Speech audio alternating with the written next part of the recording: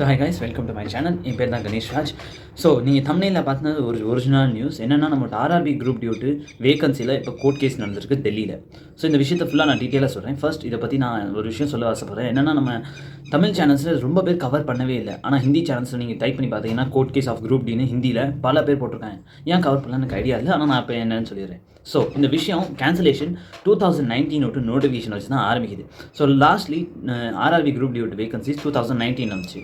So 19 வந்தது என்னென்னா, 2019 case வந்ததில் என்ன சொல்லிட்டாங்கன்னா, அப்போ எலிஜிபிலிட்டி நீங்கள் உங்களுக்கு 10th இருக்கணும், ப்ளஸ் உங்களுக்கு ஐடிஐ சர்டிஃபிகேட் இருந்தே ஆகணும், 2 வருஷத்துக்கு இருக்கணும்னு சொல்லியிருந்தேன். ஆனால் இப்போ என்னென்னா, நம்மளுக்கு இப்போ நீங்கள் ஃபார்ம் எப்படிருப்பீங்க, மார்ச் மாதம் வேகன்சி இருந்துச்சு, ஜஸ்ட் 10 பாஸ் பண்ணால் போதும்னு சொன்னேன். ஓகே, ஸோ இந்த பிரச்சனையை 2019 ஆரம்பிச்சது தான்.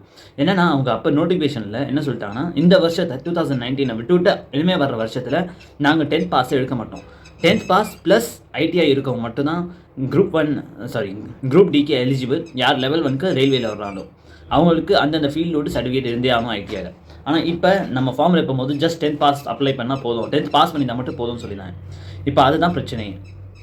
என்னென்னா, இப்போ நீங்கள் கேள்விப்பட்ட டிசம்பரில் நம்மளுக்கு ரயில்வே ஒரு ஷார்ட் நியூஸ் தந்துச்சு. ஷார்ட் நோட்ஸ் என்னென்னா, ஜென்ரலி நம்மளுக்கு நியூஸ் பேப்பரோ ஓரத்தில் எல்லாம் சைடில் சொல்லிடுவாங்க, ரயில்வே நாங்கள் எப்படி வரும் வேகன்சிஸ் எடுத்து வர போகிறோம்னு.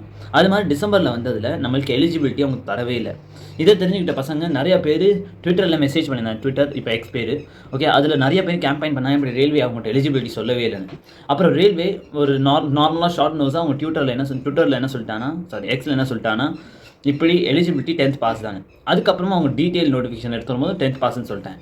ஆனால் இப்போ பிரச்சனை எங்கேருந்து வந்துச்சுன்னா, சில பசங்க யாரெல்லாம் ஐடிஐ முடிச்சிருந்தாலும் அவங்க போய் டெல்லி கோர்ட்டில் கேஸ் போட்டாங்க 20ஆம் தேதி. என்ன கேஸ்னால், நீங்கள் இப்படி 2019 ஐடிஐ வேணும்னு சொல்லிட்டீங்க, ஆனால் இப்போ என்னென்னா 10th பாஸ் பண்ணவங்களும் பண்ணலாம், அப்போ நாங்களும் அவங்க படித்தாலும் ஈக்குவல் ஆகிட்டோம், அப்போ எங்களுக்கு என்ன ப்ராஃபிட் அப்படின்னு ஒரு கேஸ் போட்டாங்க.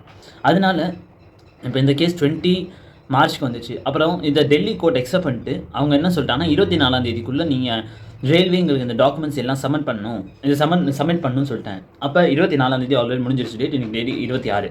ஸோ என்ன இந்த இதில் கோர்ட் விஷயத்தில் என்ன நடந்திருக்குன்னா, கோர்ட்டில் என்ன இதை பற்றி பேச்சு நடந்திருக்கு. ஸோ கோர்ட் மேக்ஸிமம் எல்லா ஜட்ஜுமே ஐடிஐக்கு சப்போர்ட் பண்ணேன். ஏன்னா அவங்க ஆல்ரெடி வேகன்சி சொல்லிட்டாங்க. அப்புறம் ஐடிஐ பசங்க சொன்னதும் நியாயமான பேச்சாக இருந்துச்சு. ஏன்னா அவங்க எலிஜிபிலிட்டி வந்து இந்த இதில் 2019 ஐடிஐ வேணும்னு சொன்னனால தான் இவங்க திருப்பி ஐடி படித்த ஐடிஐக்கு. ஸோ அவங்க என்ன கேஸ் போட்டதாங்க, இப்படி நாங்கள் 2 வருஷம் படித்தோம், அது வேஸ்ட் ஆப்னான்னு. இப்போ அதனால தான் அவங்க இந்த பசங்க கேஸ் போட்டதே. இப்போ அதனால ஹைகோர்ட் ஆஃப் டெல்லி அவங்களுக்கு சப்போர்ட் பண்ணி தான் பேசுகிறேன். அதே சமயம் ரயில்வே என்ன சொல்லிட்டாங்கன்னா, நாங்கள் எங்கள்கிட்ட நோட்டிஃபிகேஷன் கிளியராக சொல்லிட்டோம் 10th பாஸ் தானே, இப்போ நீங்கள் இதை பற்றி சொன்னீங்கன்னா எங்களுக்கு இன்னும் எக்ஸாம் பின்னாடி தள்ளுற மாதிரி இருக்கும்னு. ஆனால் கோர்ட் என்ன சொல்லிடுச்சுன்னா, நீங்கள் ஐடிஐக்கு முதல்ல சொன்னது தப்பு, நீங்கள் முதல்ல இது ஐடிஐன்னு சொல்லியிருந்துருக்கணும், இல்லைனா ஐடிஐ இல்லைன்னு சொல்லியிருந்துருக்கணும். இப்போ எந்த பசங்களும் டைம் வேஸ்ட் ஆனிச்சு, இப்போ அதுக்கு என்ன பதில்னு.